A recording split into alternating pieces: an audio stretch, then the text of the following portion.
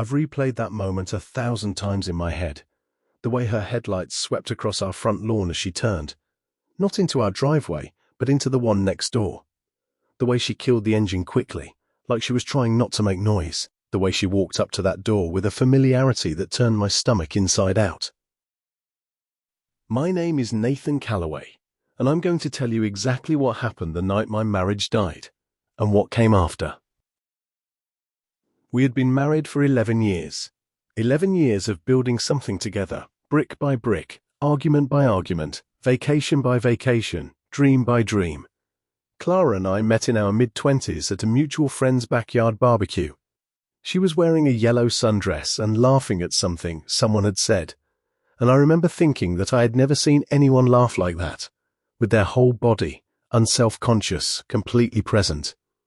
I walked across that yard and introduced myself, and never really walked away. We dated for 3 years before I proposed.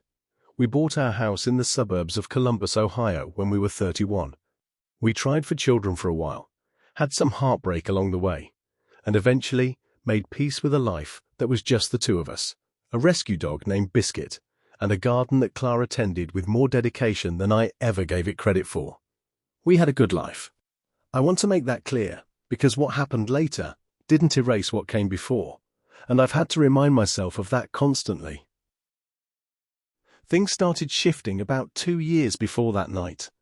Looking back now, I can trace the arc of it with painful clarity, though at the time I told myself 100 different lies to avoid seeing what was right in front of me. Clara started working longer hours. She was a marketing director at a mid-sized pharmaceutical company, and her job had always required occasional evenings and weekend calls. But somewhere around the beginning of year 10 of our marriage, occasional became frequent, and frequent became almost constant. She came home distracted. She'd sit at dinner and be somewhere else entirely, her fork moving food around her plate while she stared past me. When I asked what was wrong, she'd snap out of it and smile and say she was just tired, just stressed, just overwhelmed with a product launch. I believed her because I wanted to. Our neighbor, the man 2 doors down, was someone I'd known casually for about 4 years. His name was Troy Weston. He was 45, divorced, good-looking, in an effortless, outdoorsy way. He coached youth baseball on weekends and drove a truck and had this easy, unhurried way of talking that made everyone around him feel comfortable. I'd had beers with him at neighborhood cookouts. I'd helped him carry a new couch up his front steps one afternoon. I thought of him as a decent guy, the kind of neighbor you wave to, the kind you'd loan a tool without thinking twice. Clara had always been friendly with Troy. Too friendly in hindsight. But neighborly friendliness and betrayal occupy the same surface territory, and I had no reason then to examine it more closely. She'd chat with him when she was outside gardening. They'd lingered in conversation at the Hendersons' 4th of July party last summer. I noticed it, catalogued it, and filed it under harmless. The mind does remarkable things to protect itself. It was a Tuesday in March when everything finally broke open. The weather had been miserable all week, one of those late winter cold spells that arrives just when you think spring is committed to showing up. Clara texted me at around 5:30. Going to be late tonight, sorry. Quarterly review prep. We're all staying to finish. Don't wait up. Standard message. Standard tone. I texted back a thumbs up and told her to eat something. But I was restless that evening. I'd been working from home, which I did 3 days a week, and I'd spent too many hours sitting at my desk staring at spreadsheets. My back ached. Biscuit was whining to go out. I leashed him up around 8:30 and stepped out into the cold, intending to walk the block and back, nothing more. We were barely to the end of our driveway when I heard a car. I glanced up automatically the way you do in a quiet neighborhood, and I recognized Clara's silver Accord immediately. I know that car the way I know her voice. I've driven it to the mechanic twice. I know the crack in the back bumper from the parking lot incident she was too embarrassed to tell anyone about. I watched her slow down. I watched her turn. Not into our driveway, into Troy's. I stood absolutely still. Biscuit pulled at the leash, and I held him back without thinking. The car went dark. The door opened, and Clara stepped out, my wife in her work coat carrying her bag. And she walked up Troy Weston's front steps with the ease of someone who has done something so many times it no longer requires thought. His door opened before she even knocked.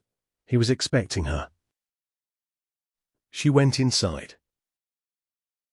The door closed.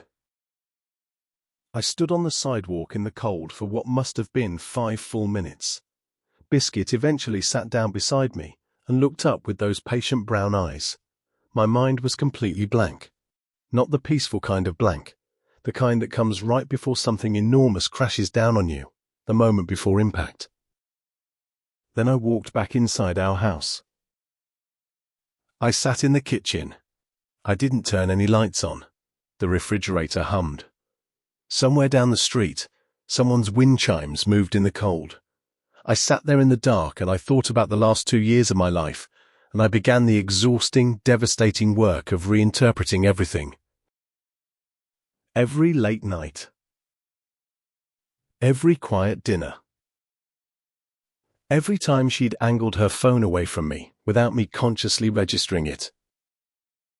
Every time I'd reached for her in bed and she'd been just slightly distant, not unavailable, but not quite present either. And I'd told myself it was stress, it was fatigue, it was the natural ebb of a long marriage. The late nights at the office weren't late nights at the office, or not always. Some of them, maybe many of them, were evenings 2 houses down, in a divorced man's living room, in his kitchen, in wherever they went when they were together. I don't know how long I sat there. An hour, maybe closer to 2. When Clara's headlights finally crossed our kitchen window, I didn't move. I heard her park, heard her come up the front walk, heard her key in the lock. She came in calling my name softly, thinking I might be asleep. She turned on the hallway light and then saw me sitting at the kitchen table in the dark. "Nathan, what are you doing? Why are you sitting in the dark?" Her voice was completely normal, warm, even a little concerned. That almost broke me right there. "Just thinking," I said. She came in and put her bag on the counter and poured herself a glass of water. She asked how my day was. I answered. She asked if I'd eaten. I said yes. We had a conversation, a real conversation, with sentences and responses, and the entire time I was watching her from across some enormous distance. This woman I had loved for 14 years, and I felt like I was looking at a stranger wearing her face. I didn't confront her that night. I know some people would have. Some people would have let it all come out the moment she walked through that door, the accusations and the grief and the rage. But I wasn't ready. I needed to be sure. Not because I doubted what I'd seen, but because once I said the words out loud, there was no going back to before them. I wanted one more night of before, even if before was already gone. She went to bed around 11. I stayed up. I didn't go through her phone. I want to be honest about that. I thought about it. The phone was on the kitchen counter, and I sat 3 feet away from it for a long time. But something stopped me, and I've thought about why since then. I think it's because I already knew. I didn't need evidence. I had watched her walk into that man's house. Evidence would only have given me details, and I wasn't sure I could survive the details. What I did instead was think. I thought about our marriage. I thought about what I wanted. I thought about who I was and who I wanted to be on the other side of this. People in crisis often talk about feeling lost, but I felt something stranger. I felt suddenly, almost eerily clear, like the fog of the last 2 years had lifted all at once, and I could see the landscape for exactly what it was. I slept on the couch. I told her the next morning that I'd had a bad back night and hadn't wanted to wake her. She accepted it without blinking. I called in sick to work. After she left, for the office she said, and I no longer knew what that meant. I called my brother Kevin. Kevin is 4 years older than me and has always been the steadier one, the one I go to when I need someone to think alongside me rather than just react. I told him everything. He listened without interrupting, which is a rare and valuable quality. When I was finished, he was quiet for a moment. "What do you want to do?" he asked. "I don't know yet," I said. "That's okay," he said. "You don't have to know yet." He drove down from Cleveland that afternoon. We sat at my kitchen table, the same table where I'd sat in the dark the night before, and we talked for hours. He didn't tell me what to do. He helped me figure out what I already knew.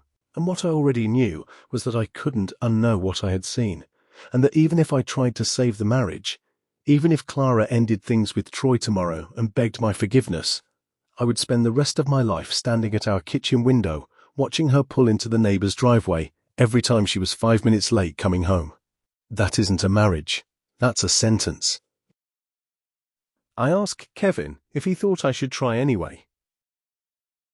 He said, "I think you should do whatever lets you live with yourself." That was the most useful thing anyone said to me in those early days. I confronted Clara 3 days after I saw her. I needed those 3 days, not to build a case, not to gather evidence, but to get to a place where I could have the conversation without coming apart completely. I'm not a person who does well with high emotion. I needed to be able to speak in full sentences. I came home from work on a Friday evening, and she was in the kitchen making pasta. The normality of it, the smell of garlic, Biscuit asleep in the corner, her hair pulled back in a loose bun, very nearly derailed me. I stood in the doorway for a moment and took a breath. "Clara," I said, "we need to talk." She turned around with a look on her face that I won't forget. It wasn't confusion. It was the look of someone who has been waiting for something and has finally heard it arrive, a terrible kind of recognition. She turned the burner off. She turned to face me fully, and she said, "Okay." Just okay. Not what's wrong. Not what do you mean. Just okay. I told her what I had seen. I told her calmly. I told her the date, the time, what she was wearing, which way she walked. I told her I'd stood on the sidewalk in the cold with our dog and watched her go inside a man's house. She cried. Not immediately. There was a pause first, a pause that was its own kind of answer, and then she cried. And she told me. She told me it had been going on for 8 months. She told me she hadn't meant for it to happen, which is what people always say, and which contains a truth and a evasion simultaneously. She told me she had been unhappy. Not with me specifically, she said, though I was never entirely sure what that distinction meant, but with herself, with her life, with the smallness she'd felt settling over her in recent years. She said Troy made her feel like she was still becoming something. I listened to all of it. I didn't yell. I didn't throw anything. I didn't say the things I had imagined saying in the 3 days I'd spent preparing for this conversation. I just listened. When she was finished, I said, "I want you to leave." She asked if I meant for the night or forever. "I don't know yet," I said, "but right now, I need you to not be here." She went to her sister's.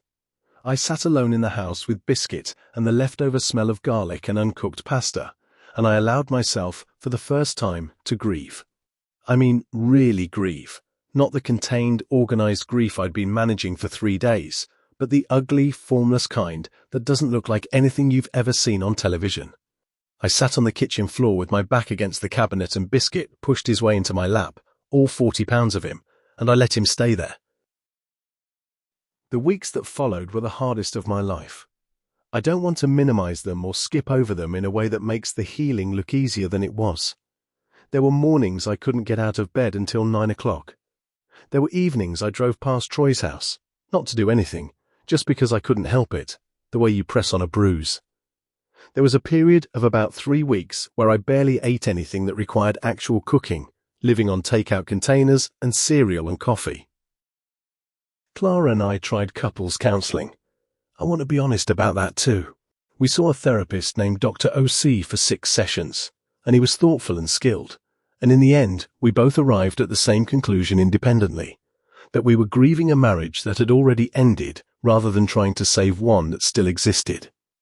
There's a difference, and recognizing it, saved us both from prolonging something that couldn't be repaired.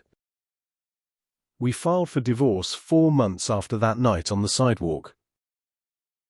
The division of assets was painful in the logistical, exhausting way that divorce always is, not because we were fighting each other, but because disentangling 11 years of shared life requires you to hold and examine every piece of it, and some pieces hurt more than others. The kitchen table where we'd eaten 1,000 dinners. The camping gear from our trip to Yellowstone in year 4. The joint bank account we'd opened when we bought the house, proud and terrified, standing at the bank like two people who had just agreed to jump off a cliff together and were hoping to land well. She moved to an apartment on the other side of the city. I kept the house, partly for financial reasons, and partly because leaving it felt like losing something else, and I didn't have room for another loss that year. Troy Weston. I should tell you about Troy Weston. I saw him in his driveway about 2 weeks after everything came out. I had been dreading this moment. I'd imagined several versions of it, some involving shouting, 1 or 2 involving worse. When it actually happened, it was nothing like any of those versions. He saw me. He stopped. We looked at each other across 30 feet of pavement and suburban lawn, 2 men and the wreckage of something between us, and then he walked toward me. I want to tell you, I was dignified. I think I mostly was. My heart was hammering, but my voice was steady. He said he was sorry. He said it simply, without the hedging and the justifications I'd been expecting. He said he wasn't proud of it, and he didn't expect me to forgive him, and he was sorry. I told him I appreciated him saying that. I told him I didn't hate him, which surprised me as I said it because I'd spent several weeks being fairly certain that I did. But standing there looking at him, I mostly just felt tired. He was a person who had made a terrible choice, and so had Clara, and the choices had cost all 3 of us something significant. I never had another real conversation with him after that. He moved away about 8 months later. I saw the moving truck from my upstairs window. I don't know where he went. The loneliness of the first year alone was something I was not prepared for. I had a good job, a good brother, friends who showed up consistently and brought food and invited me to things. I was not isolated in any practical sense. But there is a specific kind of loneliness that exists inside a quiet house that used to be full of another person, and no amount of social activity quite touches it. I'd come home to a dark house and feel the absence like a physical weight. I started running that year, not for any particular reason, I'd never been a runner, but because I needed something that required my body's full attention and left no room for my mind to wander. I ran badly and slowly at first, and then less badly and a little faster, and after a few months I entered a 10K and finished it without distinction, but without stopping, and I was unreasonably proud of that. Kevin came down to watch and took a photo of me at the finish line, looking like I'd survived something, which I had. I'm writing this from a place that is far enough from that Tuesday night in March that I can look back at it clearly, not without pain. I want to be careful not to make recovery sound like erasure, because it isn't. You don't stop loving someone because they hurt you. You don't stop grieving a marriage because it needed to end. The love and the grief and the anger all coexist, and what changes over time isn't their presence, but their proportion and their weight. What I know now, that I didn't know then. The marriage was struggling before Troy Weston ever entered the picture. That doesn't excuse what Clara did, not remotely, but it's true, and I've had to sit with the uncomfortable complexity of it. We had been drifting for a couple of years, both of us, in different directions and at different speeds. We had stopped saying the difficult things to each other. We had stopped fighting, which sounds like peace, but is sometimes something closer to surrender. The betrayal was Clara's choice and her responsibility, but the distance that made space for it, that was something we'd both allowed to grow. I've also learned that watching someone walk into your neighbor's house is not the worst moment. The worst moment is later, when you're alone in a house that still smells like the life you thought you had, and you realize that the story you told yourself, about who you were, about what your marriage was, about how well you knew the person sleeping next to you, needs to be completely rewritten. The external event is sharp and sudden. The internal reckoning is long and slow. I am 43 years old now. I have a house I've slowly made my own, a dog who is getting older and greyer and more patient, and a life that looks different than the one I'd planned but is still, genuinely, a good one. I'm still working on the things that need to be worked on. I went to therapy for a year on my own, and I'll recommend it without reservation to anyone going through something similar. I've started dating, cautiously, imperfectly. I went on a few dates that went nowhere, and one that went somewhere for a little while before it didn't. I am not in a hurry. I've learned that loneliness, unlike a broken bone, doesn't heal faster if you push it. Clara and I don't speak often, but when we do it is civil. She seems to be finding her way. I genuinely hope she is. The part of me that loved her for 14 years hasn't entirely disappeared, and I've stopped fighting that. It's just part of the landscape now. Present, manageable, no longer in charge. The night I stood on that sidewalk and watched her walk through a door that wasn't ours, I thought it was the end of everything. In a way it was.